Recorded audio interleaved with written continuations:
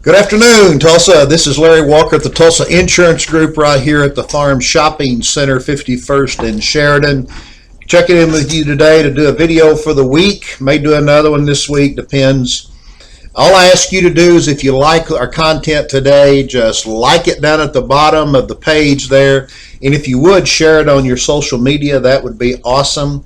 Also, if you ever want to make a comment about things you might be interested in hearing about, or things you would like for me to discuss, just put those comments in down there, or you can always call me at 918-298-0000. I also get text messages at that number if you want to text any ideas of things that you might be concerned about or you want us to cover in our videos. Today I want to talk to you about, very briefly, a question that I get asked a lot: should I or should I not file a claim in this situation that I'm in? And that could be an automobile accident, or a home claim, or a motorcycle claim, or any number of claims. The first thing you have to ask yourself is, if you're going to file a claim, is the value of the claim worth me filing the claim? Now, insurance agents are not allowed to tell you not to file a claim. If you want to file a claim, you certainly can do that. But if you call your insurance agent and ask him their opinion, they can definitely tell you what they would do if it was theirs, but they cannot tell you, no, do not file a claim, and they should not tell you to not file a claim. Things you need to know about filing a claim. When you file a claim on your policy, no matter whether it's home or auto or whatever, and you are responsible for that claim, especially for auto at-fault accidents, those are going to count against you, possibly for rating factors. Now, the companies that I write with, or the company of farmers that I write with, we do have accident forgiveness and incident forgiveness for tickets and things of that nature if you've been with the company long enough. But most people, though, if they have an at-fault accident or they have a ticket that the company for some reason finds out about, are going to get some type of rate for that. So you want to be careful when you file a claim to make sure that you're filing it in an appropriate manner. Now, of course, if you're at fault in an accident and you hit someone, they're probably going to file a claim against your policy, and it's going to be a moot point whether you get to file your claim or not, because that one claim will take care of both their automobile and your automobile at the same time if you do it right. But small claims, things like I ran over a pothole and damaged my tire, or I hit a deer, or whatever, those kinds of claims can be made. Now, let me clear something up with you here about hitting a deer or an animal versus hitting a pothole or an object in the road. If you hit an object in the road, stationary object, or a deer, or something like that, they're not treated the same.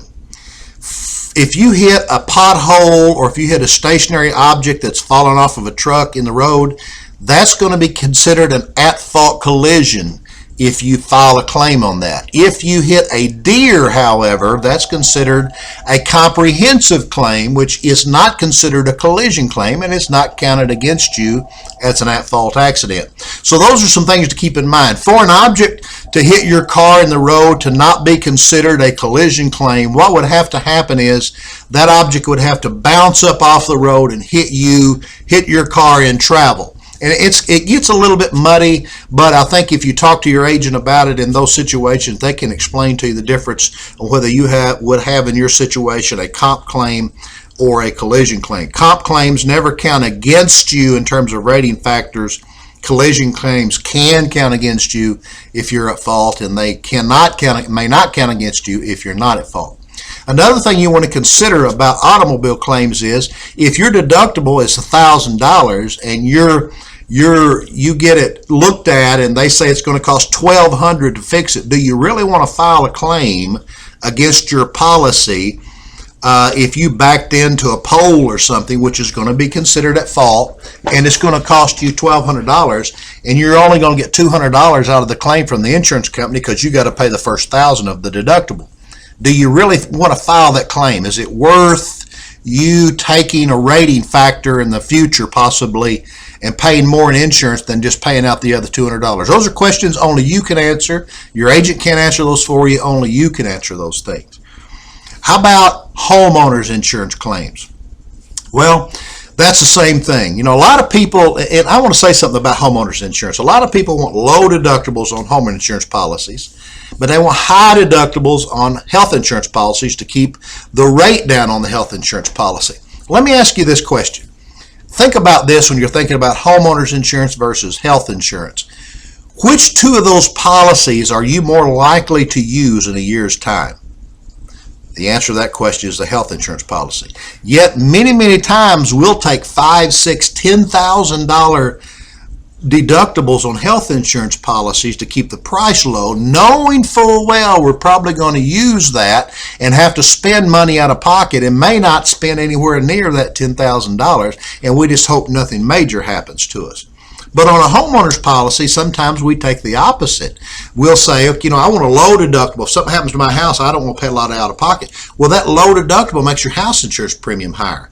And if you're the type of person that can afford a $10,000 deductible on health insurance, you should maybe take a look at raising that deductible on your house insurance so that your premium on your house insurance will go down. Because do you really want to file that $1,000 claim or that $1,200 claim or even that $2,000 claim on your homeowner's insurance policy when those definitely are going to count against you? No matter what kind of claim that you have on a homeowner's policy, it could possibly count against you in terms of rating factor and renewability when it comes time to renew that homeowner's policy.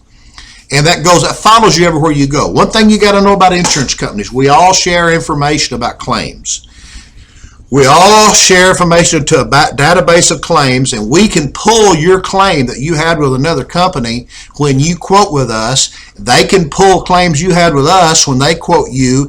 All of us share the information.